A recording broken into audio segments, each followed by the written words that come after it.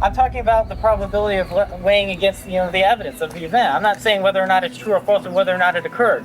That's not my argument. This guy asked Cliff some really tough questions, so let's get right into it. According to our background knowledge, what happens to a person when they're dead? Their corpse rots. Mm-hmm. So, like, we hear stories, like someone told me a story about a guy who rose from the dead. I'm thinking, I need more than just, testimony from such an event, because the initial probability of someone rising from the dead is significantly lower than the idea of someone being a liar or mistaken or crazy. Okay.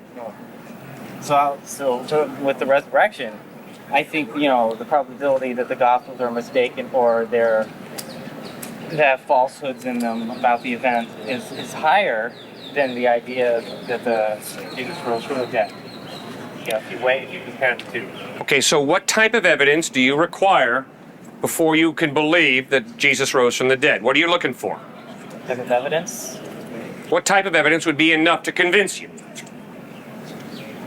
If it's a historical event, I'm not sure there is enough evidence. Could ever, in principle, be enough evidence. Thanks for your honesty. Historical event. Right.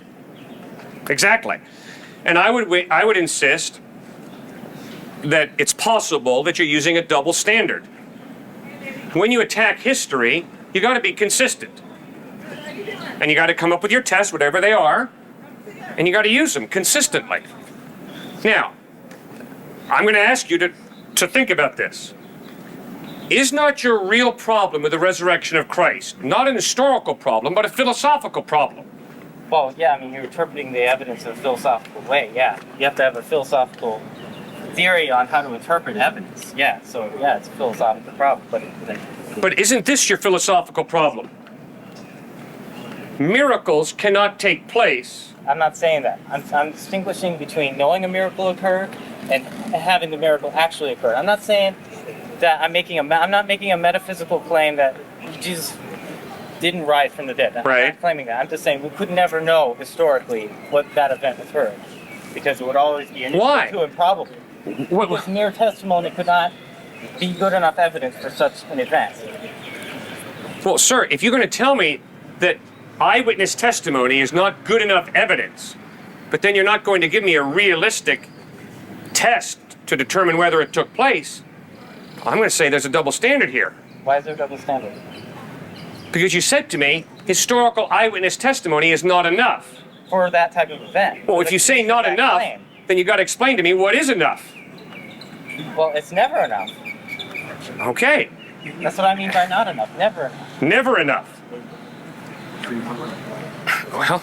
Because look at James Randi, the skeptic. He tests these psychics or these conjurers or whatever, and these conjurers and charlatans, convince crowds of people that they have, they can talk to the dead or everything like that. Like hundreds of thousands of people are convinced that these people can work miracles or talk to the dead. And then under controlled conditions, James Randi investigates these people and finds, that the evidence doesn't hold up. You need a stricter form of evidence for that type of thing. No, but he studies the issue. And because he sees the evidence is that there's charlatan involved here, he rejects it. So study the evidence, read the Gospels, and ask yourself, are these charlatans? Yeah, but when he was studying the evidence, it wasn't historical evidence. He was right there with the person under controlled conditions. You can't do that with Jesus. You're right. You can't do that with Lincoln or Washington or Napoleon but those or aren't extraordinary whoever. Claims like the resurrection. Yeah. No reason to be as initially skeptical that Abraham Lincoln exists and that Jesus rose from the dead, because the fact that Abraham Lincoln exists is not an extraordinary claim like the resurrection. But if there is a supernatural God, then it's totally reasonable that this supernatural God could perform a miracle. But that doesn't raise the probability of whether or not a miracle occurred, because the fact of the matter is, these things don't usually happen at all. Whether or not So what? God. So what? That these things. That's what makes Jesus God. If he did resurrect and he said that he was going to resurrect, that would make him God, and that would make me want to believe in this God. The fact that 500 people, all the 12 disciples, believed that he rose again, and they were willing to die for it. They knew it was a lie. Maybe they would do it for their own gain. Maybe they would do it to make money or to get people to do stuff. And that's a lot of times what these con people do, these cultists, because they want to gain power. And they do. But the people who supposedly made it up, they all died.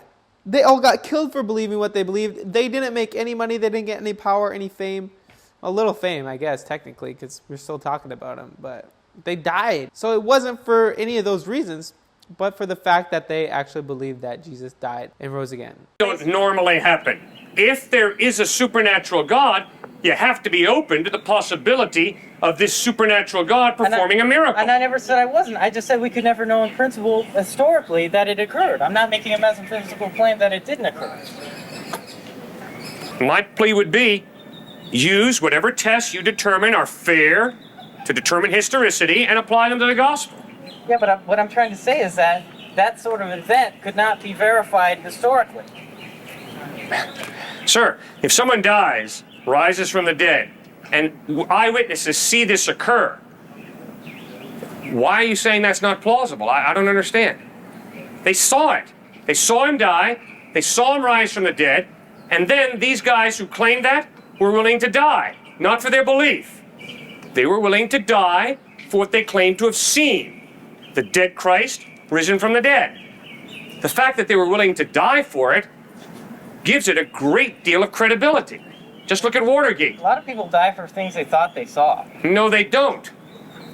People are not willing to die for what they know to be a lie. Well, I never said they knew it to be a lie. Fine, but when you read the Gospels, it's crystal clear. Those guys bend over backwards to say, you know, we didn't believe that Jesus had risen from the dead until one day he stood right in front of Thomas and he said, right here, Thomas, take your hands and put them in the nail prints in my hands. Take your hand and thrust of the Spirit in my side. That's exactly my point. That's not historical evidence. Thomas needed to touch the living, resurrected Jesus in order to be convinced. Yeah. He didn't look at some book written 2,000 years ago to be convinced of that. That's right. Which means that the evidence is not good enough for us as it was for him. Yeah. So But Thomas had a heart to know Christ. And if you had that same type of heart to know Christ, he'll reveal himself to you. I don't know how. But Thomas wasn't just some cute cynic playing games. Read John chapter 11. In John chapter 11, Jesus says to his disciples, let's go back to Bethany. And Thomas says, whoa, let's go with him. We're going to have to die with him there.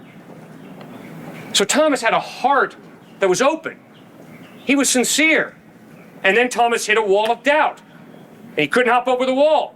And Christ met him in his doubt. And Christ will do the same for you. Issue, though. You're turning this into a psychological issue. You're not really addressing my argument. You're saying, you know, you're assuming that I must not have the heart because I'm not convinced. But just look at my argument independent of how I feel or whatever my emotional motivation is. I'm just saying that Thomas needed evidence where he had to touch Christ, feel his wounds in order to be convinced that he was the Son of God. Yes. So why can't we have that evidence? I mean, it's not. That wasn't historical evidence he was going by in order to be convinced. He would not be convinced unless he had that evidence. So how is historical evidence adequate enough for that sort of event? Because obviously, God has deemed it's adequate enough for the majority of followers of Christ. The majority of followers of Christ. You're already assuming the truth of your claims by assuming what you think God It's internally consistent. Well, a lot of things are internally consistent and false. Internal consistency. All right, well, where's the falsehood of Christ's resurrection? I'm talking about the probability of weighing against the evidence of the event. I'm not saying whether or not it's true or false or whether or not it occurred. That's not my argument. I'm talking about whether or not we can really know whether it occurred historically. I'm not saying it necessarily has to be false. I'm just saying just use fair tests to test the Gospels with to determine their historical veracity. Go down the rabbit hole of searching for God and searching to see, is there good enough evidence for me to believe that this person did resurrect or people did believe? There's more evidence for that it likely did happen than it didn't. Luke and John are reliable. And you're simply saying, no, they're not. You cannot convince me that a resurrection took place based on simple historical knowledge.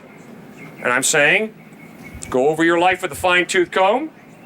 And if you're going to be honest with yourself, you're going to realize that you have a faith today that's based on a lot more shoddy evidence than that. What faith is that? I don't know, sir, but obviously you're not committing, which means you're obviously a motivated person. You're living for someone or something. Now ask yourself, what's the evidence that what I'm living for is true? What's the evidence that what I'm living for is really true and reliable? Well, if he wants to know what I'm living for is the search for what to live for. You're living for the search to what to live for? Yeah, I'm searching for what to live for. I mean, the search itself is very fulfilling to me, but it may change. But it's. So are you living for the search? I'm sorry, but I felt kind of really bad for him there. Like, I feel him. I feel like he is actually going through some really deep sadness. I would even say depression. He's searching for something to live for. That's really sad. I felt for him, and I hope that he found Jesus and found hope and peace. I hope you guys know, if you're searching and if you're trying to find something to live for, guys, go to Jesus. He will fulfill any voids in your heart. Guys, at the end of the day, you're never going to find enough proof for you to completely see. You're not going to have a camera and just be like, oh, I see him rise from the dead. Sometimes you got to have faith. And having faith, go to him today. He loves you. And if you're going through any sadness or depression, I encourage you to go to Jesus. Surrender everything to him. He loves you so much.